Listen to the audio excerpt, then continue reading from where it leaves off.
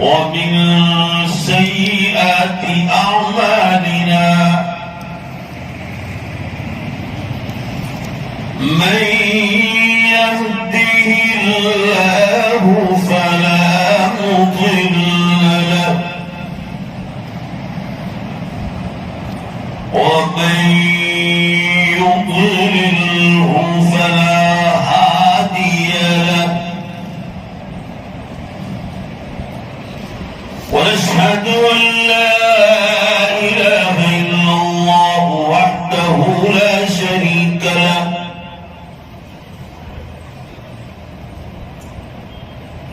ونشهد أن سيدنا ومولانا محمدا عبده ورسوله قال الله تبارك وتعالى في القرآن المجيد والفرقان الحميد أعوذ بالله من الشيطان الرجيم بسم الله الرحمن الرحيم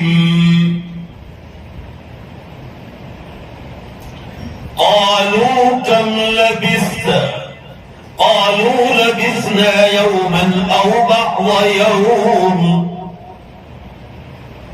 قال بل لبثت 100 عام فانظر إلى طعامك وشرابك لم يتسنه وقال الله تبارك وتعالى والذي خلقكم ثم يميتكم ثم يحييكم ثم إليه ترجعون وقال النبي صلى الله تعالى عليه وسلم إن الدنيا خلقت لكم وإنكم خلقتم للآخرة صدق الله مولانا العظيم وصدق رسوله النبي الأمي الكريم ونحن على ذلك لمن الشاهدين والشاكرين والحمد لله رب العالمين. زور سے ایک بار درود شریف پڑھ لو. اللهم صل على سيدنا ونبينا وشفيعنا وحبيبنا وسندنا مولانا محمد صلى الله عليه وسلم.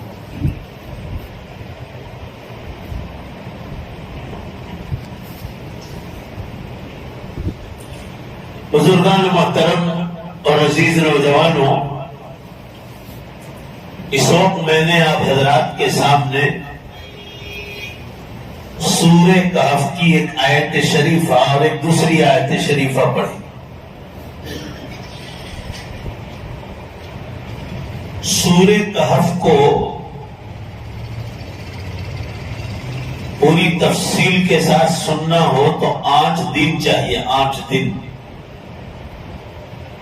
میں اس وقت چند منٹوں میں صرف سورہ کہف کا خلاصہ سنانے کے لیے حاضر ہوا ہوں. اللہ تعالیٰ ہمیں سورہ کہف زور سے آمین کو سمجھنے کی توفیق عطا فرمائے.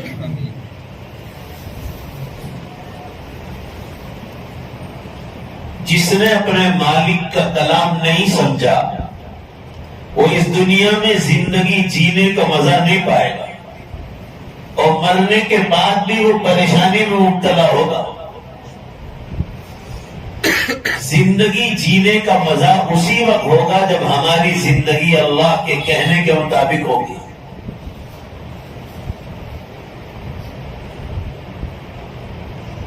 مرنے کے بعد بھی اگر آپ کو ہمیشہ آرام سے سونا ہے اور قیامت کے دن جب دوبارہ وہ زندہ کرے گا تب بھی آپ کو کوئی پریشانی نہ ہو تو مرنے سے پہلے قرآن کو سمجھنے کی ضرورت ہے. کمپنی آپ کو کوئی مشین دیتی ہے، واشنگ مشین ہے، فریز ہے، تو اس کے ساتھ آپ کو ایک کتاب دیتی ہے.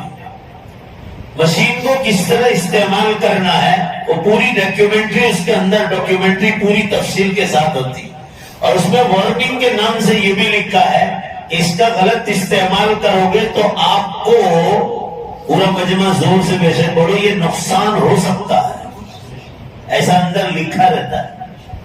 پھر وارنٹی کارڈ ہے، گارنٹی کارڈ ہے، ایک اندازہ یہ حساب سے یہ سب چیزیں آپ کو دیتے ہیں۔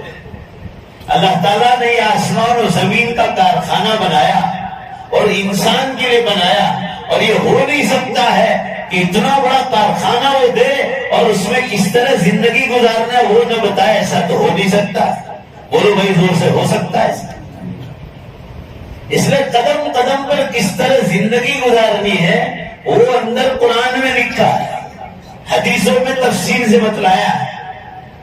بستر پر جاؤ تو کس طرح جانا ہے، بستر سے اٹھو سنت کے مطابق کس طرح اٹھنا ہے، اٹھنے کے بعد پہلا کام دعا پڑھنے کا، اور اس کے بعد بستر کو سمیٹنے کا ہے۔ جیسے حضور صلی اللہ علیہ وسلم کے اس بارے میں آتا ہے کہ بستر سے اٹھ کر پہلے دعا پڑھتے اور فوراً اپنا بستر سمیٹ لیتے تھے۔ یہاں سے آپ کی شروعات ہوتی ہے اللہ کے نام سے۔ پھر آپ کو استنجا کرنا جانا ہے باتھ روم، تو دعا پڑھ کے جاؤ، اللہم انی اعوذ بک من الخبث والخبائث۔ فارغ ہو کر نکلے تو دعا بتلا الحمدللہ الذی، پوری تفصیل کے ساتھ ساتھ دعائیں بتلائے، اذهب عنی الاذی واعف عنی۔ مگر کوئی سوچے کہ اندر کیا لکھا ہے؟ اللہ ایک ایسی جگہ جا جاؤں جہاں پیشاب استنجا کر رہا ہوں اور شیطان ہو سکتے ہیں، خبیث ہو سکتے ہیں، بری چیزیں ہو سکتی ہے، اس کے فتنے سے میری حفاظت کرنا۔ باہر نکلا پیشاب استنجا کر کے آپ فارغ ہو گئے، آپ کو سکون ہو گیا، تو اللہ نے فرمایا الحمدللہ الذی اذهب عنی الاذی واعف عنی، اللہ میرے بدن سے تکلیف کو دور کیا، بے شک بولو زور سے، مجھے راحت عطا فرمایا۔ یہ دعا بتلائی آپ نے۔ یہ میں 2-3 مثالیں دے رہا ہوں۔ کھانا کھاتے وقت بسم اللہ والا برکت اللہ، ہاتھ دھو کر کھاؤ، شروع کرو اللہ کے نام سے، بھول گئے بسم اللہ آخر ہو، کھانے کے بعد کی دعا۔ اب آپ بزنس پر گئے، نوکری دھندے پر گئے، وہاں حلال روزی کماؤ، پیور 100% حلال ہونا چاہے، یہ بھی اللہ کا حکم ہے۔ گھر میں آئے سلام کر کے آؤ، گھر سے نکلو سلام کر کے جاؤ، بازار جانے کی دعا، بازار سے نکلو تک کی دعا، بار بار قدم قدم پر آپ کو زندگی گزارنے کا طریقہ بتلایا۔ پینٹ پہنو، پائجامہ پہنو، پہلے سیدھا پاؤں پھر الٹا پاؤں، نکالتے وقت پہلے الٹا پھر سیدھا، شرٹ پہنو تو کرتا پہنو، عربی جھبا پہنو، پہلے سیدھا ہاتھ ڈالو پھر الٹا ہاتھ، نکالتے وقت پورا مجمع بولو پہلے الٹا اور پھر سیدھا، جوتا چپل شوز ساکس سب کے وقت یہ حکم، یعنی کوئی میدان ایسا چھوڑا نہیں ہے یا اللہ نے آپ کو حکم نہ دیا۔ یا ادھار کا معاملہ کرو تو قرآن میں لکھتا ہے کہ 2 گواہ رکھو اور لکھ لو اس کو، تاریخ کے ساتھ کتنا پیسہ لیا، کیا معاملہ ہوا، کتنے دن کا وارنٹی دی، اور کوئی ٹائم پر پیسہ نہ دے سکا تو فرمایا اس کو ڈھیل دو، اپنی خوشی سے ڈھیل دو، اور اس کو تاکید کی کہ تو اس کا پورا پیسہ واپس کر دے، اور اگر کوئی معاف کر دے بیچارہ نہیں دے سکا تو حدیث میں فرمایا رسول اللہ صلی اللہ علیہ وسلم نے کہ جنت میں وارڈ بنایا اللہ نے، بہت خوبصورت وارڈ، اور انتہائی خوبصورت عورتیں اس میں بنائی ہیں، اس وارڈ کی اسپیشل الگ عورتیں۔ فرمایا کہ میرے بندے یہ تیرا بدلہ ہے میرے اس بندے کے قرض کو معاف کرنے کا۔ حدیث میں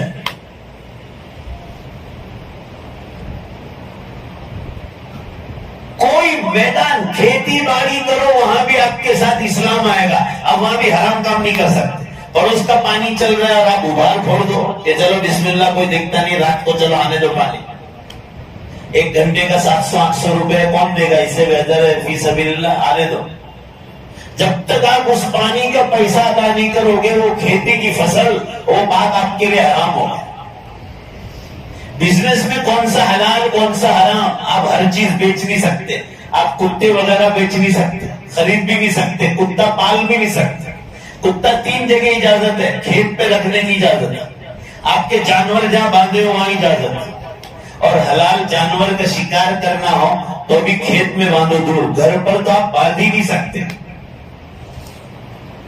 آپ کتا پال نہیں سکتے۔ یہ 3 جگہ اجازت ہے، اس میں بھی شرطیں بتلائی۔ کسی کو ہرن پکڑنا ہو اور کتا آپ نے ٹرین کیا ہے، اگر ہندوستان میں تو آپ سوچنا ہی مت، نہ سوچو تو پہلے سلمان خان سے ملاقات کر لینا۔ ایسے کام کرنے نہیں چاہیے جو حکومت کے قانون کے خلاف۔ ہرن کھانا واجب اور فرض نہیں ہے، بالکل نہیں۔ افریقہ میں ہم لوگ بہت کھاتے ہیں، ان کے فارم میں ان کا پرمیشن لیا ہوا ہے، وہاں کھاؤ، وہاں جہاں اجازت ہے وہاں، آپ عام جگہوں پر نہیں کر سکتے۔ انگلینڈ میں فارم بنا ہے، 100 پاؤنڈ کا ہرن ملتا ہے 10,000 روپے۔ 1 کلو گوشت چاہیے تو بھی مسلمان ذبح کرتا ہے اور وہ 1 کلو گوشت دیتا ہے۔ میرے کہنے کا منشا یہ ہے کہ قدم قدم پر یہ حکم اس لیے دیے ہیں کہ اللہ تعالیٰ مجھے اور آپ کی پریکشا کر رہے ہیں کہ جو میرا حکم مانتا ہے، بولو انشاءاللہ زور سے میں اس کو ہمیشہ کی جنت میں داخل کروں۔ اور دھیمے سے بول رہا ہے، یقین کمزور ہے، بولو نے زور سے انشاءاللہ۔ آپ بات میں جس کو یقین ہونا تو 1 سیکنڈ کے لیے اس کی زبان ہے وہ زور سے انشاءاللہ بولے۔ جنت پر یقین دلانے کے لیے سیمپل دیا ہے، یہ دنیا سیمپل ہے، نمونہ۔ جب سے بنایا ہے آسمان، دیکھ لینا واپس، جب سے بنائی زمین، پورا مجمع جواب دو، آج تک کبھی پرانا ہوا ہے؟ بھائی زور سے بولو، پرانا لگتا ہے؟ کپڑے پرانے ہو جاتے ہیں، ہم پرانے ہو جاتے ہیں، بڈھے ہو جاتے ہیں تو لال لال جو ہے مہندی لگانا شروع کر دیتے ہیں، بڑھاپا آتے تو قبر ٹیڑھی ہو جاتی ہے، ہم پرانا ہو جاتے ہیں، ایک دن مر جائیں گے، کسی قبر کا حصہ ہو جائے گا۔ یہ آپ کا قبرستان یہی سامنے، عیدگاہ کے سامنے، دیکھ لو بڑی بڑی مونچھ والے قبروں میں سو گئے، اسی زمین پہ دوڑتے تھے، ہواؤں میں اڑتے تھے، قبر کا حصہ بن گئے۔ اب قیامت کے دن اللہ تعالیٰ دوبارہ زندہ کرے گا، اور یہ جو زندگی ہم گزار رہے ہیں نا، اس کا حساب مانگے گی۔ قرآن میں صرف اشارہ ہے، تفسیر میں اپنی زبان میں آپ کو سمجھا رہا ہوں۔ اللہ تعالیٰ نے فرمایا کہ جو دنیا میں حاکم ہے تمہارے بادشاہ، وہ تم سے حساب مانگتے ہیں۔ گرام پنچایت کے مکان کا ویرا لاؤ، زمین کا ٹیکس لاؤ، فلاں کا ٹیکس لاؤ، لائٹ والے لائٹ کا بل، گیس والے گیس کا بل، منڈپ والے منڈپ کا بل، لاؤڈ اسپیکر آپ لاتے ہیں تو لاؤڈ اسپیکر کا بل، آپ زمین بھاڑے پر لو، مکان بھاڑے پر لو، ہر آدمی آپ سے حساب مانگے گا۔ اللہ تعالیٰ قرآن میں فرما ہے دنیا کے بادشاہوں کو تم سے حساب مانگنے کا حق ہے، تو میں نے تو پیدا کیا ہے، بولو زور سے بے شک، مجھے زندگی کے حساب مانگنے کا حق نہیں۔ فرمایا اس لیے میں نے قیامت رکھی۔ اب اس مسئلے کو سمجھا رہے ہیں قرآن پاک، سورہ کہف کا خلاصہ۔ اب وہی بات پر میں آ رہا ہوں، سورہ کہف میں کیا سنایا ہے؟ 15واں پارہ، حضور صلی اللہ علیہ وسلم نے فرمایا جو سورہ کہف ہر جمعہ کو پڑھتا ہے مغرب سے پہلے پہلے تک، مغرب بعد نہیں، فضیلت چلی جائے گی، ثواب ملے گا، مگر جمعہ کا جو فضیلت ہے نا جمعہ کے، وہ آپ کو نہیں ملے گی۔ فرمایا اس کی بہت بڑی تعداد میں گناہ معاف ہوتے اور یہ سورہ کہف مرنے والے کے لیے سفارش کرے گا۔ ایک صحابی رضی اللہ عنہ ایک دن سورہ کہف پڑھ رہے تھے اور ان کا گھوڑا یہاں باندھا ہوا تھا جھاڑ کے پاس۔ برکت دیکھو سورہ کہف کی، بادل آیا، بادل، اور سخت گرمی چل رہی تھی، اور بادل نے وہ قرآن کی سورہ کہف کی تلاوت کیا تھا، بادل کرامت ان کے سر پہ آ کر چھا گیا، ٹھنڈک ہو گئی۔ مکہ مدینے کی گرمی کا کیا پوچھیں، 60 سے اوپر جاتی، 60، ہم لوگ تو 44 میں پھاپے مارتے ہو جاتے۔ اور اس زمانے میں تو لائٹ، پنکھے، ایئر کنڈیشن کچھ نہیں تھا، تو بادل نے آ کے سایہ کر لیا اور ٹھنڈک ہو گئی، اور جانور بھڑکنے لگا کہ یہ کیا ہو رہا ہے، گھوڑا باندھا ہوا۔ تو آپ صلی اللہ علیہ وسلم سے صبح میں فرمایا کہ اللہ کے رسول کل ایسا ہو رہا تھا، سورہ کہف پڑھا تو بادل نے پورا ہم کو گھیر لیا اور میرا گھوڑا بھڑکنے لگا۔ تو آپ صلی اللہ علیہ وسلم نے فرمایا تلک السکینہ تنزلت للقرآن، فرمایا وہ اللہ کی رحمت تھی جو سورہ کہف کی برکت سے نازل ہوئی تھی۔ یقین کمزور ہے، یقین مضبوط ہونا، یقین تو آدمی کے اعمال، نیک اعمال کبھی چھوٹ نہیں سکتا۔ حضرت علی کرم اللہ جو اور حضرت عائشہ رضی اللہ عنہ میں چھوٹی موٹی جنگ ہوئی تھی، ایک مسئلے کا اختلاف تھا، جیسے ہم لوگوں کا اختلاف ہوتا ہے ایسے اختلاف ہوا، بہت بھاری بھرکم دو پارٹی ہو گئی تھی، اور وہ حضرات حق پر لڑتے تھے، ناحق چیزوں پر نہیں۔ وہ قصہ الگ ہے، اس کو مجھے چھیڑنا نہیں۔ حضرت علی کرم اللہ سے کسی نے پوچھا کہ یہ جو آپ کا دنیاوی ایک اختلاف تھا اللہ کے معاملے میں، تو یہ جنگ میں آدمی کا دماغ کام نہیں کرتا، آپ کے ہزاروں آدمی، حضرت عائشہ کے ہزاروں آدمی تھے، تو آدمی ہو سکتا ہے کہ اسے جنگ کے موقع پر کچھ آخرت کے اعمال چھوٹ جائیں۔ ذرا یقین دیکھو، سنو، ذرا دھیان سے سنو بھائی، زور سے بولو نا، سن رہے ہو نا؟ حضرت علی نے فرمایا اللہ کی قسم، ایسے جنگ کے موقع پر فرض نماز کے بعد جو سبحان اللہ 33 بار اور 33 بار الحمدللہ اور 34 بار جو اللہ اکبر پڑھتا ہوں ہر نماز کے بعد، میدان جنگ میں بھی کبھی وہ نہیں چھوٹا۔ آپ سوچ لو، یقین اس کو کہتے ہیں یقین۔ اور آج کل ہماری یہاں فیشن بنی کہ جوانی کے بعد یعنی جب بڑھاپا آئے گا، بال سفید ہو جائیں گے تب اللہ کو یاد کریں گے، جب پاؤں تاکیے کام نہیں کریں گے تب مسجد پکڑ لیں گے۔ یہ جو نوجوان بیٹھے ہیں ان کو کہہ رہا ہوں، یہ سائنس کے زمانے کے نوجوان آخری زمانے، اس لیے ان کو شیطان بہت بہتا ہے۔ اللہ تعالیٰ کہہ رہے ہیں ہم قیامت کے دن جوانی کا حساب مانگیں گے، بڑھاپے کا نہیں، بچپنے کا بھی نہیں۔ بمفنی الشباب، پورا مجمع ذرا زور سے بولو، حساب کس کا لیں گے؟ اور زور سے بولو، جوانی کا لیں گے، بڑھاپے کا تو نہیں۔ وہ تو بچپنا بڑھاپا دونوں برابر ہے، بچپن میں ماں باپ کا محتاج ہے انسان، اور بڑھاپے میں انسان اولاد کا محتاج، اس لیے اس کا حساب نہیں مانگیں گے، مگر مانگیں گے جوانی کا حساب۔ اب آئیے سورہ کہف کی طرف۔ اللہ تعالیٰ فرما رہے کہ کچھ چند نوجوان تھے، وہ ایک اللہ پر ایمان لائے تھے۔ یہ سورہ کہف میں کیا لکھا ہے وہ میں آپ کو بٹھائے کھچڑی پکا کے دے رہا ہوں۔ کچھ نوجوان تھے جو ایک اللہ پر ایمان لائے۔ اس زمانے میں ایک بادشاہ تھا، وہ مشرک تھا، جھاڑ کی پوجا، پتھر کی پوجا کرتا بھی تھا اور کرواتا بھی تھا۔ سال میں ایک بار میلہ لگتا تھا، اور وہاں ایک جھاڑ تھا شہر کے باہر، اس میں سارے دیہات اور اطراف کے شہر کے لوگ آ کر اس جھاڑ کی پوجا کرتے تھے، اور بادشاہ اس میں شریک ہوتا تھا۔ اس دن اعلان ہوا کہ سب باہر نکلو جھاڑ کی پوجا کے لیے۔ یہ کچھ چند نوجوان تھے جو ایک اللہ پر ایمان رکھتے تھے۔ انہوں نے کہا مر جائیں گے مگر جھاڑ کی پوجا نہیں کریں گے، ایک اللہ پر ایمان تھا، ایک اللہ۔ چنانچہ وہ نوجوان ہر وقت ان کی نظر میں رہتے تھے کہ بھائی یہ فلاں گاؤں کے ہیں، فلاں گاؤں کے، وہ نظر نہیں آئے۔ تو بادشاہ نے کہا کہ وہ نوجوان نظر نہیں آتے، کیونکہ ان کی عبادت ایک اللہ کے سامنے سب کو معلوم تھی۔ یہاں سارے ہندوؤں کو خبر ہے کہ آج جمعے کی، مسلمانوں کی جمعے کی نماز ہے، بھائی بولو نا، ہے نا، سب کو خبر ہے۔ وہ نماز پڑھتے تھے، سب کچھ کرتے تھے، ان کو پتا تھا، وہ نظر نہیں آئے۔ بتائیے آج کی جھاڑ کی پوجا میں سب کو آنا چاہیے، کیوں نہیں آئے؟ تو نہیں آئے، وہ ایک اللہ پر ایمان رکھتے تھے۔ پکڑ کے منگوایا تو بادشاہ نے کہا کہ سجدہ کرو، کہا ہم نہیں کریں گے، یہ ہمارا اپنا ذاتی معاملہ ہے، اب دھرم کے معاملے میں مجبور نہیں کر سکتے۔ بادشاہ ظالم تھا تو اس نے ان کے پورے کپڑے نکال لیے، پورے ٹوٹل، اب جاؤ۔ آخر ایمان تھا، شرم و حیا تھا۔ ایک غیر مسلم کو آپ کپڑے نکال لو، اس میں بھی شرم و حیا، مگر ایمان کی وجہ سے شرم و حیا بڑھ جاتی ہے، کیونکہ حیا شعبۃ من الایمان، شرم و حیا ایمان کا حصہ ہے۔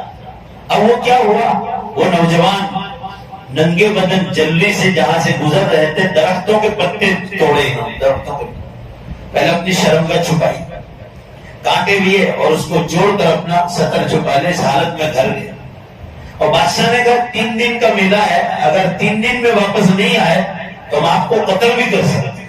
چنانچہ لوگ گھر گئے، اس زمانے میں جو سکے چلتے تھے وہ سکے لے کر، جیسے ہمارے آج کل کے سکے ہیں، ایسے اس زمانے میں سونے چاندی کے سکے چلتے تھے، دینار اور درہم، وہ لے کر، اور کچھ کپڑے لیے وہ لے کر نکل گئے جنگل میں۔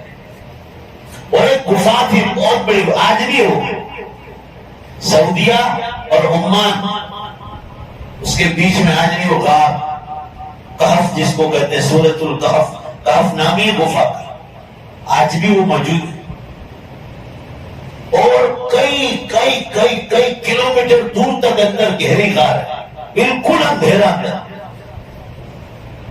بادشاہ نے 2 دن تلاش کرا، وہ نظر نہیں آئے، میلہ ختم ہو گیا، وارنٹ جاری کیا کہ نوجوانوں کو پکڑو، گھر پر تھے نہیں۔ اب بادشاہ نے پولیس بھیجی اور غار ادھر جنگلوں میں دیکھنے کے، غار تک گئے وہ، اس گفا تک، وہ تو بہت گہری ہے، اندر جا کے سو گئے۔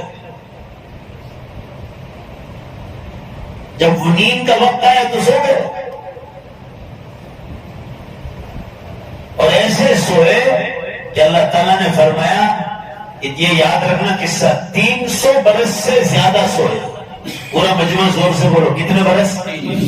300 برس سے زیادہ گہری نیند میں ڈال۔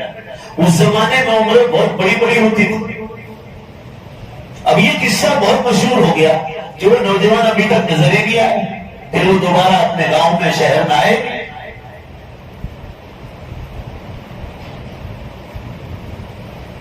اب اللہ تعالیٰ نے ان کو 300 برس کے بعد اٹھایا نیند سے۔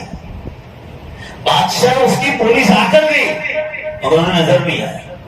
روزانہ قرآن پاک میں سورہ کہف میں سورج جب آتا تھا نا تو اس کی کرنیں غار میں ڈالتا تھا تو اندر اجالا ہو جاتا تھا۔ اب یہ کرامت بتائی میں نے صحابی کی، یہ سورہ اصحاب کہف والوں کی کرامت قرآن میں ہے کہ اللہ تعالیٰ نے ان کے نیک اعمال کی برکت سے ایسی کرامت ظاہر فرمائی کہ سورج کو حکم دیا تھا کہ تو روزانہ اندر غار میں کرنیں پھینکتا تھا، یہ میرے بندے سوئے، جب تک یہ اٹھیں گے تجھے سائڈ سے کٹ کر نکلنا ہے، تیری کرنیں اندر جانی نہیں چاہیے۔ چنانچہ وہ پولیس ڈھونڈتی رہی، سورج کبھی ادھر آئے نہیں، ٹرن لے کر سائڈ سے نکل جاتا تھا، اندھیرا ہی اندھیرا تھا تو یہ مل نہیں پائے، پولیس واپس چلی گئی۔ اب اس کے بعد 300 برس کے بعد نئی نسلیں آ گئی، بادشاہ بدل گیا، مگر یہ قصہ بہت مشہور ہو گیا تھا کہ وہ نوجوان چلے گئے تو پھر دوبارہ آئے نہیں، تو آیا نسل در نسل، دوسری نسل تک یہ قصہ مشہور ہو گیا۔ اب وہ بادشاہ بھی مر گیا اور اللہ تعالیٰ نے اس کے مرنے کے بعد ان کو جگایا۔ وہ بہت ظالم بادشاہ تھا، اس کا پکا ارادہ تھا کہ ایمان والوں کو قتل کر دیں، یہ پکڑا ہے تو اس کو قتل ہی کر ڈالے، تو اللہ تعالیٰ نے ان کو بچانا تھا۔ پورا مجمع بے شک زور سے بولو، اللہ جس کو بچانا چاہے کوئی مار نہیں سکتا، کوئی نہیں مار سکتا۔ حضرت ابوبکر صدیق اور حضور صلی اللہ علیہ وسلم کو مارنے کے لیے غار ہرا میں آئے تھے، آپ کو معلوم ہے بکری نے جالا بنا دیا، بالکل دیکھ رہے تھے ان کے پاؤں نظر نہ آئے تو اللہ نے بکری کو حکم دیا کہ جالا بنا دے، جالا ایسا جالا بنائے کہ کوئی نظر کرنے کوئی نہیں ہے، چلو یہاں سے۔ اللہ کو بچانا تھا۔ قرآن میں اللہ نے فرمایا جس دو کا تیسرا اللہ ہو، بولو زور سے، بے شک اس کو کوئی مار نہیں سکتا، یہ یقین ہونا چاہیے۔ بہرحال میں یہ عرض کر رہا تھا، یہ تو 300 برس سے زیادہ کے بعد اللہ نے ان کو جگایا نیند سے۔ اب یہ لوگوں نے مشورہ کیا، آپس میں باتیں ہونے لگی، کتنا سوئے کتنا سوئے، کسی نے کہا آدھا دن سوئے، کوئی کہہ رہا، اس سے پوچھا کہ 1 دن سوئے، کوئی کہہ رہا 2 دن سے، کوئی کہا 3 دن سوئے۔ اخیر میں ان کا جو سردار تھا، یہ نوجوان، ان کا یہ بات ختم کر دو بحث، اب ہم کو کیا کرنا ہے اس کی بات کرو۔ کہا کہ روٹی کھانا ہے، 1 دن سوئے کہ 2 دن سوئے، بحث چھوڑ دو۔ مشورہ ہوا کہ آٹا لینے کون جائے گا بازار، ان کے دماغ میں تو یہی تھا، رات کو سوئے آج صبح میں اٹھے۔ پانی بھرنے کون جائے گا جنگل سے کنویں میں، کیونکہ جنگل تھا، گفا تھی وہ، تو مشورہ ہوا کہ پانی بھرنے یہ جائے گا، آٹا اور سبزی لینے فلاں جائے گا۔ مشورہ ہو گیا، اب وہ سبزی اور آٹا لینے والا وہ بازار میں گئے 2-3 ساتھ، وہ پانی بھرنے والا پانی کا، لکڑی کاٹنے کے لیے دوسرا گیا، اس طرح سب کے حصے میں کام تقسیم ہو گیا. جو سکہ لے کر بازار میں گئے نا ان کے دماغ میں بھی یہی تھا یہ تو اپنی بازار ہے نا, کل سوئے تھے اب یہ دوسرا ہے. مگر جب بازار پہنچے تو پوری بازار کی شکل بدل گئی. 50 سال پہلے محمد پورا کیسا تھا, آپ کا بھروچ کیسا تھا, کھکھڑ پنجر تھا. اب تو دیکھو ماشاءاللہ, بولو نا الحمدللہ, بولو نا, کتنا خوبصورت شہر بن گیا. میں نے بچپن میں یہاں ایک مہینہ پڑھا ہے 10 سال کی عمر میں, بھروچ پردیسی والے میں. جب مدرسہ یہاں تھا, یہ تو اب تو ماشاءاللہ اب تو تاج محل بن گیا ہے. ہم یہی پڑھتے تھے, وہیں کھانا کھاتے تھے اور وہیں سو جاتے تھے. پھر میں تھک کے چلا گیا تھا دیوا کا واپس. مجھے یہ بھی یاد ہے کہ میں کہاں سے بھاگ گیا تھا. یہ جو مین روڈ ہے نا, کون سی ہوٹل ہے, مدینہ ہوٹل, وہاں سے بس پکڑی تھی. پھر دوسری بار آئے گی, میں کہا یہ آ کیوں مدرسہ وہی ہوا نو ہی پیو نو نہیں ہوئی جو. اتنا چھوٹا سا ایک کمرہ تھا, کیونکہ میرے گاؤں کا مدرسہ بہت بڑا تھا, یہاں سے مجھے پڑھانے لایا. پھر میں دیوا میں حفظ کر لیا, پھر 2 بار آیا. میری بچپن کی یادیں یہاں تازہ ہے. یہاں کمال بیکری تھی محمد پورا پر, چھوٹی سی مسجد بھی بہت چھوٹی تھی پرانی. تو کیسی مسجد تھی, اب تو دیکھو آپ کو ایسا لگے جیسے مدینے کے حرم میں نماز پڑھا. ماشاءاللہ بڑا. وہ نوجوانوں کی بات کر رہا ہوں, جب آئے نا تو ان کے دماغ میں ایسا تھا پرانا بازار ہے, مگر 300 برس کے بعد ماحول بدل گیا, بازار بدل گیا. آٹا خریدا, سبزی بھی لے لی, ایسے پیسہ دیا دکاندار. قرآن پاک میں ہے یہ پورا قصہ دیا. انہوں نے آٹا بھی دے دیا, سبزی بھی دے دی, اور یوں کر کے دیکھا یار ہمارے یہاں تو سکے دوسرے چل رہے ہیں نا, یہ کون سے سکے لائے بھائی, ذرا زور سے بولو, بات سمجھ میں آ رہی ہے. تو دیکھا تو 300 برس پرانے. تو وہ یہ سمجھا کہ یہ نوجوان ہم کو الو بنا رہے, جھوٹے سکے دے رہے.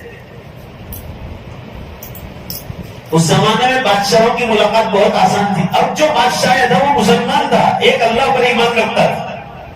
یہ جوانوں کو دکاندار پکڑ کے بادشاہ کے پاس لے گیا. آج بھی ہم لوگ ویسٹ انڈیز وغیرہ کے علاقوں میں جاتے ہیں, آپ لوگ بھی جاؤ, اب بھی جاتے ہوں گے آپ میں سے. پرائم منسٹر راستے میں ملتا ہے. یہ مودی جیسا نہیں 8 کلومیٹر دور تک ان کو ڈر لگتا ہے. 8 کلومیٹر تو سیکیورٹی ہے, ہر طرف خطرہ ہے کہ کب کیا ہو جائے. یہ ویسٹ انڈیز کے چھوٹے چھوٹے ہیں ٹاپو, 3 لاکھ 4 لاکھ, اس کے پرائم منسٹر روڈ پہ چلتے ہیں, روڈ پر. ابھی پناما کا پرائم منسٹر مجھے ایئرپورٹ پہ ملا ہے, نوجوانوں نے ملاقات کرے مسلمانوں نے. تو اس زمانے میں تو اور زیادہ آسان تھا. تو نوجوانوں کو پکڑ کر بادشاہ کے پاس لے گئے اور شکایت درج کرائی کہ انہوں نے آٹا اور یہ خریدا اور ہم کو جھوٹا سکہ دیا. اس کی بات تو بس سچ تھی کہ بھائی یہ غلط, مگر ان نوجوانوں کی بھی غلطی نہیں تھی. ان کو ایسا تھا ہم رات سوئے اور بولو بھائی صبح. ان کو یہ خبر نہیں تھی اللہ نے 300 برس سے زیادہ سنا, اس ظالم بادشاہ سے بچانے کے لیے سنایا تھا. تو انہوں نے پوری تفصیل سنائی.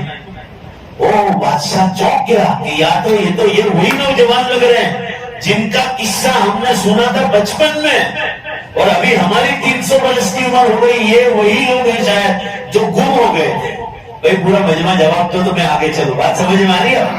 او کہا یہ وہی لگ رہے ہیں, اس لیے ان کا یہ پرانا سکہ ہے, ان کو خبر نہیں کب سکے بدل گئے ہیں. پھر کہا کہاں سے آئے, تو کہا گفا میں سے. کہا چلو. وہ گفا معلوم تھی اس آنے والے نئے بادشاہ کو بھی, پولیس کے ساتھ پہنچے تھا. ہاں یہ وہی گفا, یہی یہاں ڈھونڈا تھا ان کو, اور یہ ملے نہیں تھے. ہم نے بچپن کو ان کو معلوم. بادشاہ نے قبول کیا. اب یہ ایک اللہ پر ایمان رکھتا تھا, فوراً سمجھ گیا کہ یہ مسلمان تھے, چھپ گئے تھے, اور اللہ نے ان کو بچانے کے لیے چھپایا تھا. تو خیر بادشاہ نے کوئی پکڑ دکڑ نہیں کی, دکاندار کو اچھے سکے بادشاہ نے اپنی طرف سے دے دے. بھائی بات سمجھ میں آ رہے, بادشاہ نے اپنی طرف سے ان کا پیسہ چکا دیا, اور ان کو گفا میں جتنے تھے سب کو بلا لیا اور حکومت میں رکھا, اور ان کو عہدے دیے یہ تو بہت اخلاص والے لوگ ہیں، ان سے حکومت کا کام لیں گے، یہ تو اللہ پر ایمان رکھتے ہیں، یہ شرک نہیں کرتے، اور بڑی عزت دی ان کو اور حکومت کے عہدے دیے۔ یہ میں صرف خلاصہ سنا رہا ہوں آپ کو۔ اللہ تعالیٰ فرماتے ہیں اے محمد صلی اللہ علیہ وسلم کی امت، 15ویں پارہ آدھا اور 16واں پارہ پاؤں، یہ پونے قصہ ہم نے لمبا اس لیے سنایا ہے محمد صلی اللہ علیہ وسلم کی امت، ہم آپ کو یہ قرآن میں سمجھانا چاہتے ہیں کہ جو اللہ 300 برس سے زیادہ کہف والوں کو غار میں اور گفا میں سلانے کے بعد ان کو دوبارہ نیند سے اٹھا سکتا ہے، تو وہ اللہ ان کو موت دینے کے بعد بولو زور سے بے شک قیامت کے دن دوبارہ زندہ کرنے کی طاقت رکھتا ہے۔ یہ قصہ ہے اصل، یہ سنا رہے ہیں اللہ تعالیٰ، ہم چاہے تو ہمیشہ بھی سنا سکتے ہیں۔ 300 برس سلانے کے بعد ان کو جگایا، موت کی دوسری بہن نیند ہے، سویا ہوا مرے ہوئے کے برابر، میں بولتے ہیں نہیں سویا ہوا مرے ہوئے کے برابر۔ یہ پورا خلاصہ ہے سورہ کہف کا۔ آج اس مسئلے پر ہمارا ایمان بہت کمزور ہے۔ ایک بات کہہ کر اب بات ختم کر، اللہ تعالیٰ فرماتے ہیں کہ ہم قیامت کے دن، ذرا دوبارہ زور سے بے شک بولو، اس پر ایمان بہت ضروری ہے، ہم تمہیں چیلنج کے ساتھ بولو بے شک دوبارہ زندہ کریں اور حساب لیں۔ اس کی ایک مثال تو قرآن پاک میں ہے۔ اللہ تعالیٰ نے فرمایا کہ تم کہو قیامت کا دن جب آئے گا اب آئے گا، مگر تم کہو تو آج 30 تاریخ ہے، آج 30 ہے، آج جمعہ کے بعد سارے مردوں کو میں تمہاری آنکھوں کے سامنے زندہ کر کے بتا دوں۔ قرآن میں چیلنج ہے، تم جب کہو میں زندہ کرنے کی طاقت رکھتا۔ بھائی بولو نا ہے کہ نہیں؟ مگر اللہ کیا فرماتے سنو، قرآن اسی لیے نہیں سمجھتے۔ گجراتی میں تفسیر چھپی ہے 7 جلدوں میں، 8 جلدوں میں، معارف القرآن کنکاریہ والوں نے چھپائی۔ عالم بن جاؤ گے، اس کو پڑھو۔ ابھی واشنگ مشین لانا ہو تو پیسے ملتے ہیں، فریج مشین لانا تو ملتے ہیں، 1 لاکھ کی بائک کے لیے ماں باپ کے سامنے کتنا طوفان کرتے ہیں۔ اگر قرآن اللہ کی کتاب کی میری جنت اس سے بنے گی، اس کو پڑھنے کے لیے مسلمانوں کے پاس 5-7 ہزار روپے نہیں۔ خیر، تو اللہ تعالیٰ فرماتے ہیں قرآن میں کہ میں چلو تم کہو تو آج جمعہ بعد سب کو قبرستان لے جا کر سب مردوں سے ملاقات کرا، زندہ کرا، مگر آج زندہ کر کے کیا کروں؟ اللہ تعالیٰ فرما رہے ہیں ان میں وہ مردے سوئے ہیں قبروں میں جو مدرسہ بنا کر گئے، ان کا پیسہ مدرسوں میں بھی لگا ہے، مسجدوں میں لگا ہے، اسکول میں لگا ہے، کالج میں لگا ہے، یونیورسٹیوں میں لگا ہے، اچھے کاموں میں لگا ہے، پانی کی واٹر ورکس میں لگا ہے، غریب یتیم بیواؤں کے فنڈ میں لگا ہے، بچے کے مدرسہ اور اسکول کی فیسوں میں، ان کی کتابوں میں، ان کے کپڑوں میں لگا ہے، ان کے ٹھنڈیوں میں پہننے کے لیے سویٹر کمبل میں ان کا پیسہ لگا ہے، پھر ان کی نمازیں، روزے، زکات، حج، قربانی، تلاوت، ذکر اللہ، درود شریف، استغفار، عمرے، ساری دنیا بھر کی نیکیاں، مہمانوں کو کھلانا، بیماروں کے پیچھے دوڑنا، بے حساب نیکیاں ہیں دنیا میں، وہ سب نیکیاں تم کرو تو آج زندہ کر دو۔ مگر یہ سوال قرآن میں ہے، آج زندہ کر کے کیا کروں؟ ان کو ادھورا ثواب دو؟ ان کے جو مسجد بنا کر گئے، مدرسہ بنا کر گئے، اسکول بنا کر گئے، کالج بنا کر گئے، پانی کا پمپ ڈال کے گئے، واٹر ورکس بنا گئے، آج بھی ان کی نیکیاں ختم نہیں ہوئی، ان کی نیکیاں تو ختم ہوگی آخری دن جو قیامت کا دن ہے۔ بولو بے شک زور سے بولو بھائی، قیامت کے دن پوری ہوگی، لہذا ان کی ساری نیکیاں ختم ہوگی قیامت کے دن۔ پورا مجمع زور سے جلدی بولو، لہذا ہم کو زندہ کرنے کی ضرورت آج نہیں، بولو زور سے کب ہے؟ تو قیامت تو ہے، کیا ادھورا سبب دوں؟ آج زندہ کر کے ادھورا سبب دوں؟ اسی طرح زنا خوری کرنے والے، شراب پینے والے، شراب بیچنے والے، جوا کھیلنے والے، کسینو کھیلنے والے، زنا کاریاں کرنے والے، شراب کے اڈے چلانے والے، لوگوں کو قتل کرنے والے، وہ بھی قبرستانوں میں پڑے ہیں۔ اللہ کہہ رہے ان کو زندہ کروں، چلو آج، مگر کیا کروں؟ ادھوری سزا دوں؟ وہ جو بنیاد ڈال کے گئے آج بھی ان کی گینگسٹر پارٹیاں کام کر رہی ہے، شراب کھانا چالو ہے ان کا، ان کی سینما تھیٹر کھول کر کے وہ گناہ چالو ہے اور وہ قیامت تک ان کے گناہ چالو رہیں گے. لہذا آج زندہ کرنا کوئی عقل مندی نہیں ہے. عقل مندی یہ ہے کہ قیامت کے دن نیک اور برے سب کو ایک ساتھ زندہ کر دوں اور سب کے سامنے حساب دے دوں, چھپے چھپے نہیں, سب کے سامنے حساب ہو جائے. عقل مندی یہی ہے. اور وہ کون سا دن ہے؟ پورا مجمع زور سے بولو. لہذا فرمایا تھا اب وہ قیامت کی بڑی نشانیاں شروع ہو گئی. علماء کرام کی 20 کتابیں مارکیٹ میں آ گئی, چھپ کے آ گئی, عربی میں اور اردو میں. میرے پاس ابھی ریاض سے اتنی موٹی عربی میں کتاب ہے. شیخ یوسف الوابل, ریاض کے بہت بڑے محدث حدیث کے عالم, وہ فرماتے ہیں کتاب میں کہ بڑی نشانیاں شروع ہو گئی اور امت غفلت میں سو رہی. قیامت کی 10 بڑی نشانی بتائی. دھواں نکلے گا, 3 بڑے دھرتی کم ہوں گے, یہ 4 تو ہو گئے. نمبر 5 دجال نکلے گا. اس کے بعد نمبر 6 حضرت عیسیٰ علیہ السلام کو آسمانوں سے اتارا جائے گا. امام مہدی بھی ساتھ ہی ظاہر ہو جائیں گے. زمین سے جانور نکلے گا اور قیامت کا اعلان کرے گا. پھر سورج پچھم سے نکلے گا اور توبہ کا دروازہ بند ہو جائے گا. اس کے بعد یاجوج ماجوج کی قوم نکلے گی اور 10ویں عربستان سے آگ نکلے گی جو لوگوں کو میدان حشر میں ہانک جائے. 4 نشانیاں تو ہم لوگوں نے آنکھوں سے دیکھی, مگر ہم یہ کان سے سن کر یہ کان سے نکال دیں. مجھے اتہاس میں اتنا بتاؤ اتنا بڑا کبھی دھواں نکلا ہو. 2010 میں آئس لینڈ میں دھواں نکلا, 25 میں 12 میں سورہ دخان, 10 دن تک نکلا ہے.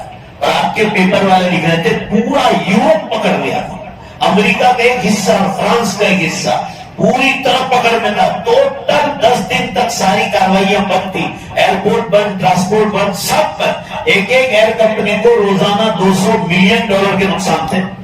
اتنا بڑا دھواں آج تک نہیں نکلا. ایک دھواں نکلا تھا حضور صلی اللہ علیہ وسلم کے زمانے میں مدینے میں 1 دن کے لیے, مگر علماء لکھتے ہیں تفسیروں میں کہ وہ دھواں قیامت والا نہیں تھا, وہ اس زمانے کا تھا. بڑی نشانیوں میں جو ہے وہ 2010 میں نکلا. اور 3 بڑے زلزلے ہو گئے, 3 بڑے زلزلے ہو گئے اور روزانہ 200 جھٹکے آ رہے, روزانہ 200 جھٹکے آ رہے. کل کی خبر ہے, کل صبح جاپان سے لے کر پورا حصہ انڈیا میں اتراکھنڈ تک جھٹکے ہوئے 10 سے 12, وہ بھی 5.4 کے, اور نیپال میں 4.5 کے 2 دھرتی کمپنی. کل کی خبر, پیپر پڑھ لو, پیپر میں آ چکا ہے. پوری دھرتی ہل رہی. ہم میں بھروچ والوں نے کتنے جھٹکے کھائے, ایمانداری سے بولو بھائی, ہمارے بھی دھرتی کم کے جھٹکے آئے نہیں آئے, سب نے ماسک. پوری دھرتی ایسے ہل رہی. کیوں ہل رہی؟ آج تک کیوں نہیں ہلی؟ اب سیاست نے فرمایا تھا دنیا میں جھوٹ, شراب, جوا, جگار, ناچ گان, دھوکہ بازی, ناچ رشوت, ظلم, زنا کاری اور سود اور بیاج کے کاروبار عام ہو جائیں گے. فبعدها سنوات السلاسل, اس کے بعد زلزلے اور بھوکمپ کے برس قیامت تک شروع ہو جائے. آپ نہیں دیکھتے ہوں گے, میں تو روز دیکھتا ہوں. ابھی میں دیکھ کر آیا راستے میں, آج ہے نا 12 گھنٹے میں 93 جھٹکے بتلا رہے, 93. پوری دنیا میں ایسے دھرتی ہل رہی.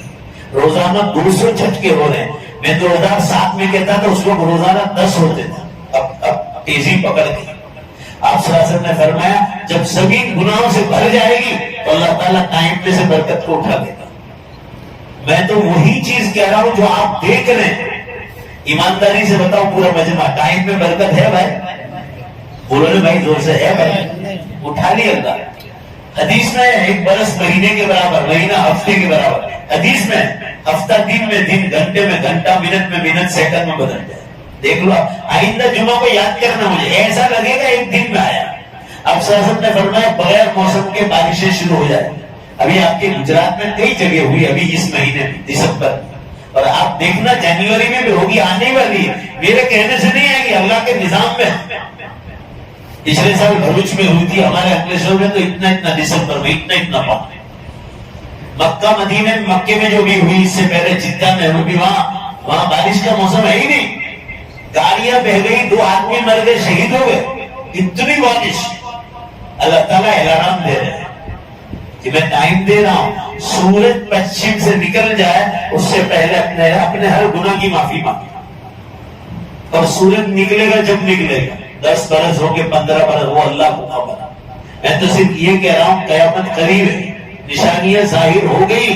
میں نے کبھی کسی کو تاریخ نہیں بتلائی, تاریخ کا حال اللہ کو خبر. ہم اتنا بولتے ہیں کہ 40-50 برس اندازے کے حساب سے باقی. ایک بہت بڑے سائنٹسٹ امریکہ میں ڈاکٹر عبد المحسن بنگلہ دیش کے، پیدائش بھی امریکہ میں ہوئی، سائنٹسٹ ہے. انہوں نے تو سورج اور چاند کے حساب سے بتلا رہے کہ مشکل سے 25 برس دنیا کو باقی. اندازہ، وہ بھی اندازہ بتلا رہے. تاریخ تو حضور صلی اللہ علیہ وسلم نے نہیں بتلائی تو ہم کیسے بتلائیں گے؟ یہ تو کس کا معاملہ ہے بولو؟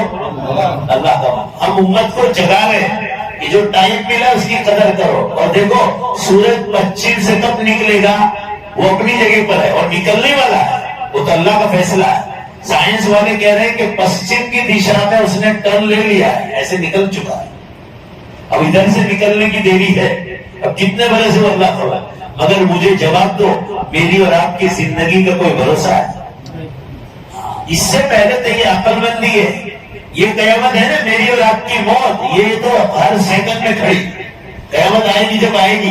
مگر ہم عقل مندی ہے کہ ہم اپنی نوکری دھندوں کے ساتھ، کاروبار کے ساتھ، اپنی کھیتی باڑی کے ساتھ، اپنے ایجوکیشن کے ساتھ اپنے دین پر قائم رہنا جو زندگی کا مقصد ہے. اور آپ سن لو، ابھی آپ جمعے کی نماز میں آئے، آپ وضو کر کے یہاں بیٹھے ہیں. وضو سے پہلے آپ کے دل کی حالت کیا تھی؟ ایمانداری سے جواب دینا، جھوٹ مت بولنا. وضو کرنے کے بعد زور سے بے شک بولو، آپ کے دل میں نور پیدا ہوا کہ نہیں؟ بھائی بولو نا بے شک. ہاں، یہ نیک اعمال، یہ اس کی برکت. پھر آپ بیان سنا، آپ خطبہ سنیں گے، پھر نماز ہوگی، پھر دعا ہوگی، پھر آپ سنت پڑھیں گے، تلاوت کریں گے، اور نور پیدا ہوگا. گناہ کرنے سے دل میں کالا پن پیدا ہوتا ہے، آدمی اچاٹ ہو جاتا ہے، بے چینی رہتی ہے، زندگی جینے کا مزہ نہیں ملتا. مگر نیک اعمال کرو گے اور گناہوں سے بچو گے تو نور ہی نور پھیلتا ہے اندر، اور زندگی جینے کا مزہ ملا. کوئی بادشاہ کو سکون نصیب نہیں ملتا ہے، بولو زور سے بے شک، جو ایمان والے کو اعمال کے نور سے ملتا ہے. مگر ہم سمجھتے نہیں، رات دن پیسہ پیسہ پیسہ، پیسے سے دماغ کو راحت ملے گی، دل کو نہیں ملے گی. دماغ کا سکون تو کافروں کے پاس ہم سے بھی زیادہ ہے. اصل تو چیز کس کا سکون ڈھونڈنا، بولو بھائی. کیا آپ کے پاس کم پیسے ہوں مگر آپ بادشاہ سے زیادہ سکون رکھتے؟ یہ اندر کی مایا ہے. اللہ تعالیٰ ہم کو سمجھنے کی توفیق عطا فرمائے. بس بات ختم ہو گئی. مجھے وعدہ کر کے جاؤ کہ انشاءاللہ دنیا کے حلال کام کاج کے ساتھ آخرت کی زوردار تیاری کریں گے. بولو انشاءاللہ.